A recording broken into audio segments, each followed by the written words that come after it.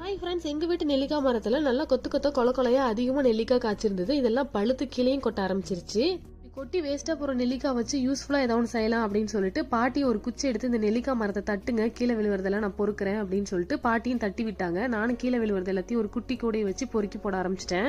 நெல்லிக்காய் எல்லாம் பொறுக்கி போட்டு அது கிட்ட வச்சு பாக்குறப்பதான் தெரிஞ்சது அது எவ்வளவு அழகா இருக்கு அப்படின்னு சொல்லிட்டு. இது கையிலே பாத்துட்டு இருக்க வேணா, நம்ம வாயிலையும் போட்டு கொஞ்சம் டேஸ்ட் பார்க்கலாம் அப்படின்னு சொல்லிட்டு ஊறுகாய் செய்யலாம் அப்படின்னு முடிவு பண்ணி எண்ணெய் கடுகு எல்லாம் போட்டு பொரிஞ்சதுக்கு அப்புறம் நெல்லிக்காயும் போட்டு தேவையான அளவு உப்பு மிளகாத்தூள் எல்லாம் போட்டு நல்லா வணக்கி விட்டுட்டு இது வேகிற அளவு தண்ணி ஊத்தி நல்லா வேக விடுங்க. இது நல்லா தலபலன்னு கொதிச்சு வேகணும். எல்லாம் கொஞ்சம் கூட இல்லாம ட்ரை ஆனதுக்கு அப்புறம் கிரேவியா வரும். அந்த பதத்துல நம்ம எடுத்து தயிர் ரசம் சாதத்துக்குலாம் கடிச்சிட்டு சாப்பிட்டாலும் நல்லா இருக்கும். சுட சாதத்துல போட்டு பிசைஞ்சு சாப்பிட்டாலும் நல்லா இருக்கும். நல்லா கொலன்னு வெந்துருச்சு. இந்த வீடியோ உங்களுக்கு பிடிச்சிருக்கும் நம்புறேன். அப்படி பிடிச்சதா என்னோட சேனலுக்கு மறக்காம சப்ஸ்கிரைப் பண்ணிக்கோங்க. சின்னதா ஒரு லைக் போட்டுருங்க. தேங்க்ஸ் ஃபார் வாட்சிங். பை.